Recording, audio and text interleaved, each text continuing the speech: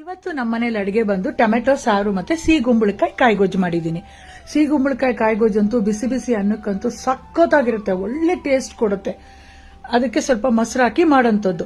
ಒಂದು ಅರ್ಧ ಕೆಜಿ ಸಿಗುಂಬಳಕಾಯಿನ ಈ ತರ ಸಣ್ಣದಾಗಿ ಹೋಳುಗಳಾಗಿ ಕತ್ತರಿಸ್ಬಿಟ್ಟು ಬೇಯ್ಲಿಕ್ಕೆ ಇಟ್ಟಿದ್ದೀನಿ. ತುಂಬಾ ಬೇಗ ಬೆಂದೋಗ್ಬಿಡುತ್ತೆ. ಒಂದ್ ಸ್ವಲ್ಪ ಅರಿಶಿನ ಪುಡಿ ಹಾಕಿ ಬೇಯ್ಲಿಕ್ಕೆ ಇಟ್ಕೊಳ್ಳಿ. ಯಾವಾಗ್ಲೂ ಸಿಗುಂಬಳಕಾಯಿನ ಹಂಗೆ ಮಾಡಬಾರ್ದು, ಸ್ವಲ್ಪ ಅರಿಶಿನ ಪುಡಿ ಹಾಕಿ ಮಾಡಬೇಕು. ಆಮೇಲೆ ಮಿಕ್ಸಿ ಜಾರಲ್ಲಿ ಅದಕ್ಕೊಂದು ಮಸಾಲೆ ರೆಡಿ ಮಾಡ್ಕೋಬೇಕು. ಖಾರಕ್ಕೆ 5 ರಿಂದ 6 ಹಸಿಮೆಣಸಿನಕಾಯಿ, 1 ಟೀ ಸ್ಪೂನ್ ಸಾಸಿವೆ, ಫ್ರೆಶ್ ಆಗಿ ತುರಿದಂತ ಕಾಯಿ ತುರಿ ಹಾಕಿ ಮೊದಲು ರುಬ್ಕೊಳ್ಳಿ, ನೀರು ಹಾಕೋಬೇಡಿ. ಅದು ಸಾಸಿವೆ ಚೆನ್ನಾಗಿ ಗ್ರೈಂಡ್ ಆಗಬೇಕು. ಆಮೇಲೆ ಸ್ವಲ್ಪ ಮೊಸರು ಸೇರಿಸ್ಬಿಟ್ಟು ಫೈನ್ ಆಗಿ ಪೇಸ್ಟ್ ಮಾಡ್ಕೋಬೇಕು.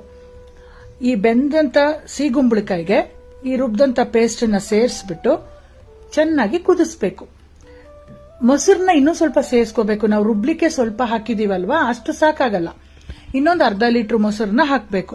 ಈಗ ಕಾಯಿ ಮಸಾಲ ಚೆನ್ನಾಗಿ ಕುದಿ ಬಂದ್ಮೇಲೆ ರುಚಿಗೆ ತಕ್ಕಷ್ಟು ಉಪ್ಪು ಸೇರಿಸ್ಬಿಟ್ಟು ನೋಡಿ, ಲಾಸ್ಟ್ ಅಲ್ಲಿ ನಾನು ಮೊಸರು ಸೇರಿಸಿದ್ಮೇಲೆ ತುಂಬಾ ಹೊತ್ತು ಕುದಿಲಿಕ್ಕೆ ಬಿಡಬಾರ್ದು, ಅದು ಒಡಕಲ ತರ ಆಗೋಗುತ್ತೆ. ಸುಮ್ನೆ ಸ್ವಲ್ಪ ನೊರೆ ಬಂದ ತಕ್ಷಣ ಸಣ್ಣದಾಗಿ ಹೆಚ್ಚಂತ ಕೊತ್ತಂಬರಿ ಸೊಪ್ಪನ್ನ ಸೇರಿಸ್ಬಿಟ್ಟು ಲಾಸ್ಟ್ ಅಲ್ಲಿ ಒಂದು ಒಗ್ಗರಣೆ ಕೊಟ್ಬಿಟ್ರೆ ಕಾಯಿಗೊಜ್ಜು ರೆಡಿ ಆಗುತ್ತೆ. ಈಗ ನಾನು ಕುಕ್ಕರ್ ಅಲ್ಲಿ ಅನ್ನನೂ ಮಾಡ್ಕೊಂಡಿದ್ದೀನಿ, ಮತ್ತೆ ಬೇಳೆ ಮತ್ತೆ ಟೊಮೆಟೊನ ಬೇಯ್ಲಿಕ್ಕೆ ಇಟ್ಟಿದ್ದೀನಿ. ಎರಡು ಒಟ್ಟಿಗೆ ಆಗೋಗುತ್ತೆ.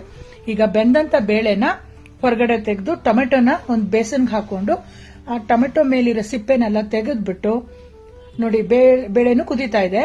ಈಗ ಟೊಮೆಟೊ ಮೇಲಿರೋ ಸಿಪ್ಪೆ ತೆಗೆದ್ಬಿಟ್ಟು ಚೆನ್ನಾಗಿ ಮ್ಯಾಶ್ ಮಾಡಿ ಅದಕ್ಕೆ ಒಂದು 2 ಟೀ ಸ್ಪೂನ್ ಅಷ್ಟು ಗಟ್ಟಿಯಾಗಿ ಹುಣಸೆಹಣ್ಣು ರಸ ತೆಗೆದಿದ್ದೆ, ಅದನ್ನ ಸೇರಿಸಿ ರುಚಿಗೆ ತಕ್ಕಷ್ಟು ಉಪ್ಪು ಸೇರಿಸಿ ಮತ್ತೆ ಸಾರಿನ ಪುಡಿ, ಮನೇಲೆ ಮಾಡಿದಂತ ಸಾರಿನ ಪುಡಿ ಹಾಕಿ 1 ಟೀ ಸ್ಪೂನ್ ಬೆಲ್ಲದ ಪುಡಿನೂ ಸೇರಿಸಿದ್ದೀನಿ.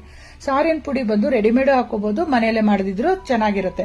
ಸಾರಿನ ಪುಡಿ ಮಾಡೋದು ಹೇಗೆ ಅಂತ ನೋಡ್ಕೋಬೇಕು ಅಂದ್ರೆ ಕಮೆಂಟ್ಸ್ ಅಲ್ಲಿ ಹಾಕಿ ನಾವು ಒಂದು ವಿಡಿಯೋ ಮಾಡಿ ಹಾಕ್ತೀನಿ. ಈಗ ಎಲ್ಲ ಮಿಕ್ಸ್ ಮಾಡಿ ಕುದಿತಾ ಇರೋ ಬೇಳೆಗೆ ಸೇರಿಸಿ ಇದ್ರ ಘಮ ಬರೋದಕ್ಕೋಸ್ಕರ ಕರ್ಬೇವಿನ ಸೊಪ್ಪು, ಕೊತ್ತಂಬರಿ ಸೊಪ್ಪು ಎಲ್ಲ ಲಾಸ್ಟ್ ಅಲ್ಲಿ ಸೇರಿಸ್ಬಿಟ್ಟು ಫೈನಲ್ ಆಗಿ ಸೂಪರ್ ಆಗಿ ಹಿಂಗ್ ಹಾಕಿ ಸಾಸಿವೆ ಒಗ್ಗರಣೆ ಕೊಟ್ರೆ ಟೊಮೆಟೊ ರಸಮ್ಮು ರೆಡಿ. ಈಗ ನೋಡಿ, ಟೊಮೆಟೊ ರಸಮ್ ರೆಡಿ, ಕಾಯಿಗೊಜ್ಜು ರೆಡಿ, ಬಿಸಿ ಬಿಸಿ ಅನ್ನ ರೆಡಿ. ಊಟ ಮಾಡೋದೊಂದೇ ಬಾಕಿ. ಸೂಪರ್ ಆಗಿರುತ್ತೆ. ಖಂಡಿತ ನೀವು ಟ್ರೈ ಮಾಡಿ ಫ್ರೆಂಡ್ಸ್. ಮಾಡ್ಬಿಟ್ಟು ಹೇಗಿತ್ತು ಅಂತ ಹೇಳಿ.